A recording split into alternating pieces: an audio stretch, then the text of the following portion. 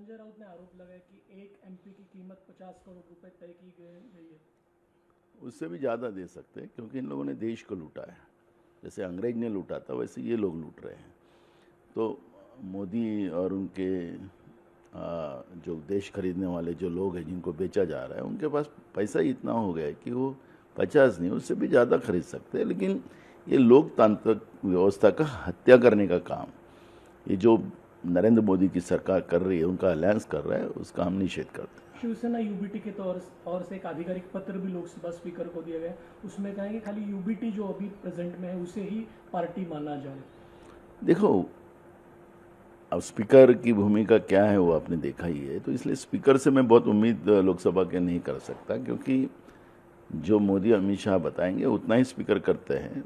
Speaker की स्वायत्ता भी ख़त्म कर दी है पार्लियामेंट में, वो तो पूरा देश जानता है। तो इसलिए स्पीकर को जो आदेश आएगा मोदी जी का और अमित शाह जी का, उसके आधार पर वो डिसिजन लेंगे। ऑपरेशन जे टायगर आहे ते आता पूर्णत्वाकडे जाताना दिसतंय।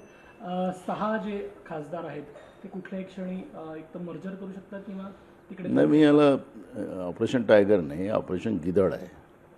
आणि ऑपरेशन गिदड असल्यामुळे, कारण की गिदड याच्यासाठी मी म्हणतो आहे की अख्खी लोकशाहीमध्ये जी लोक निवडून येतात ते त्या विचारांनी येतात, त्या लोक त्या विचाराला मत मारतात आणि विचाराला मत मारत असताना त्याला मोदी आणि त्यांचं अलायन्स ज्या पद्धतीनं हे सगळे डेमोक्रेसीच कोलॅप्स करायला निघालेली आहे, लोकशाही संपायला निघालेली आहे, त्यामुळे हे ऑपरेशन गिदड आहे। 50 करोड रुपये भाव दिला जातोय असा पण आरोप। आणि आता इतका पैसा यांच्याजवळ आहे, देश लुटून या लोकांनी पैसा उभा केलेला आहे, त्याच्यामुळे पैसा नुसता 50 कोटी नाही, त्याच्या पलीकडे जाऊ शकतो। तो इश्यू तो नाही आहे, पैशाचा इश्यू नाही आहे, हे तर त्याच्या मर्यादेच्या बाहेर आलेले आहेत। यांची भूक इतकी वाढलेली आहे की देशातला सगळा पैसाच देशच विकून सगळ्या देशालाच भिकारी करायचा। झोली लेके आया था झोली लेके जाऊंगा, या देशाच्या जनतेला झोळी देणार आहे, अशी परिस्थिती आता नरेंद्र मोदींनी देशात निर्माण केलेली आहे। त्याच्यामुळे मला वाटतं की हा चर्चेचा विषय नाही।